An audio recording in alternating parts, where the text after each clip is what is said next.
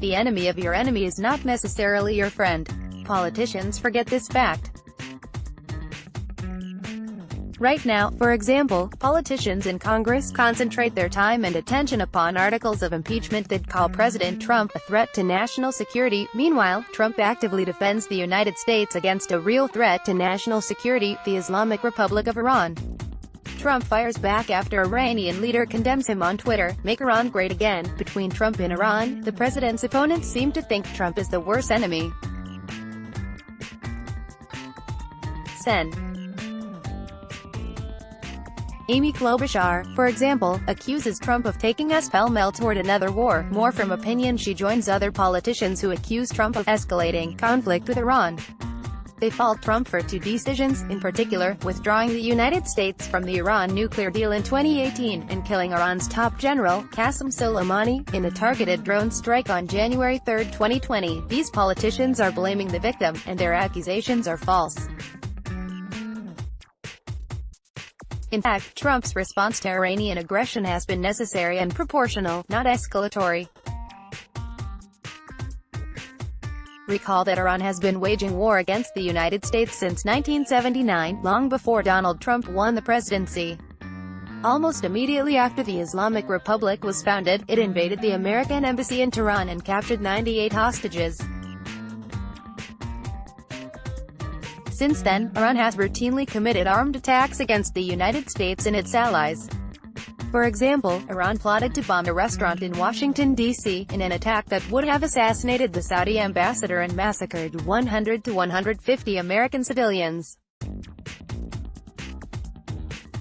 Iran even helped al-Qaeda bomb the U.S. embassies in Kenya and Tanzania, murdering hundreds of innocents. Former South Bend, Indiana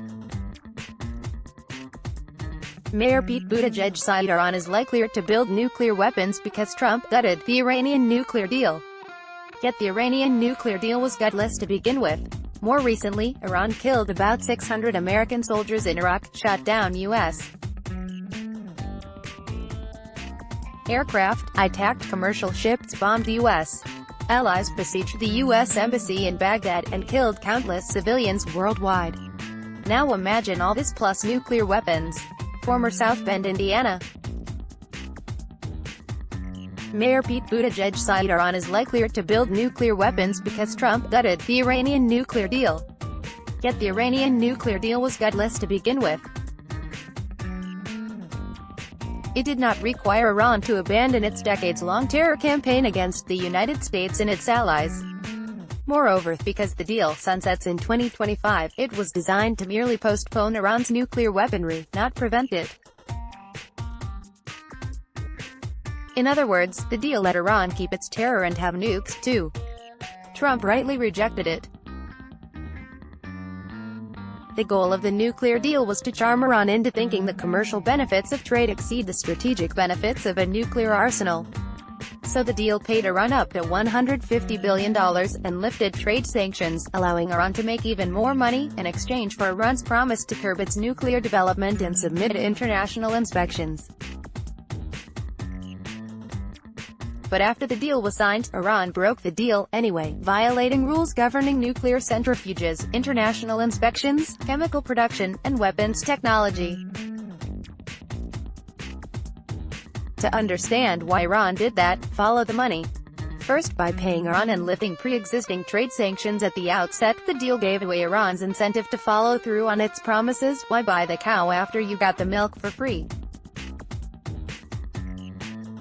Second, by granting billions of dollars to Iran that were initially seized to enforce pre-existing nuclear sanctions, instead of making Iran forfeit this money, the deal gave Iran a get-out-of-sanctions-free card.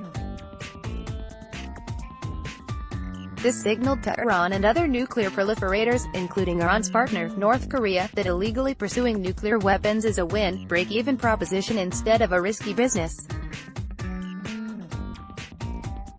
Third, because positive trade relations enrich everyone, Iran was confident that, once it violated the deal, other countries would be unlikely to punish it.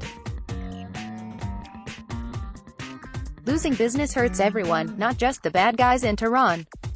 If withdrawing from the Iranian nuclear deal is an escalation that causes Iran to double down on terrorism and nuclear armament, then there was never a deal to begin with, it was blackmail.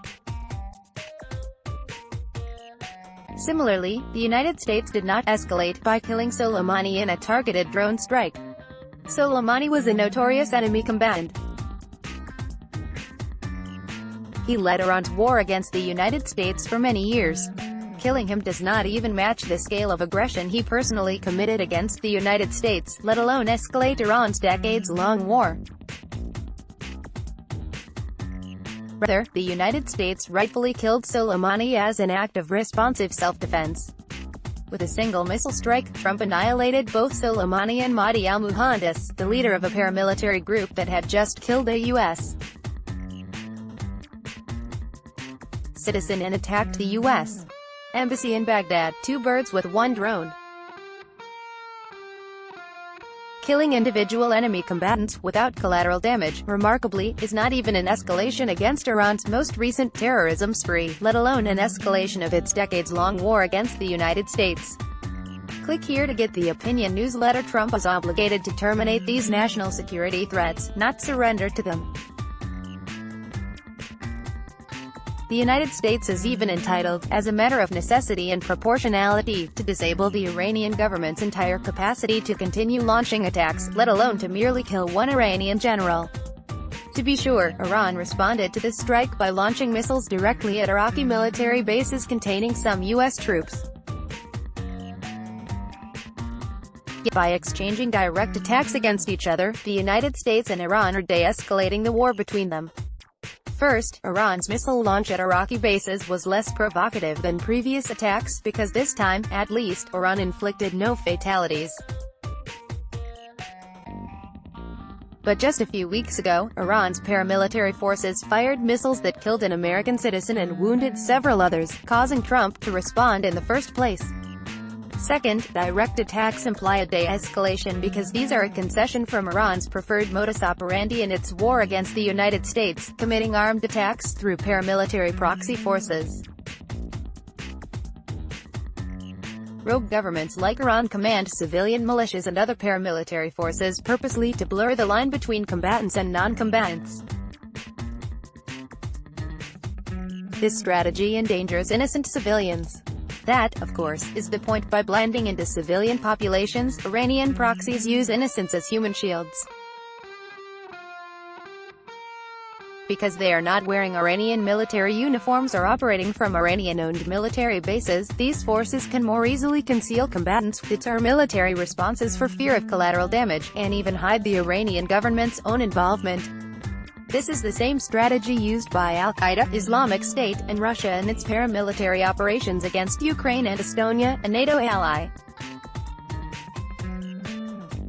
Iranian terrorism's long-standing paramilitary strategy undermines the most fundamental principles in the law of armed conflict.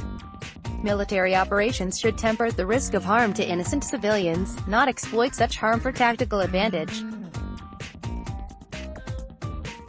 Hopefully, the United States' killing of Soleimani, and Iran's missile response, represents a change in course for both countries. Click here to get the Fox News app. For Iran, its direct missile attack should initiate a move toward more lawful military operations, a de-escalation from the terrorist strategy Iran utilized under Soleimani's leadership. For the United States, killing Qasem Soleimani should signal the end of indifference to Iranian aggression and a renewed commitment toward defending the United States and its allies. Click here to read more by Lew Olowski. Let's block ads. Why?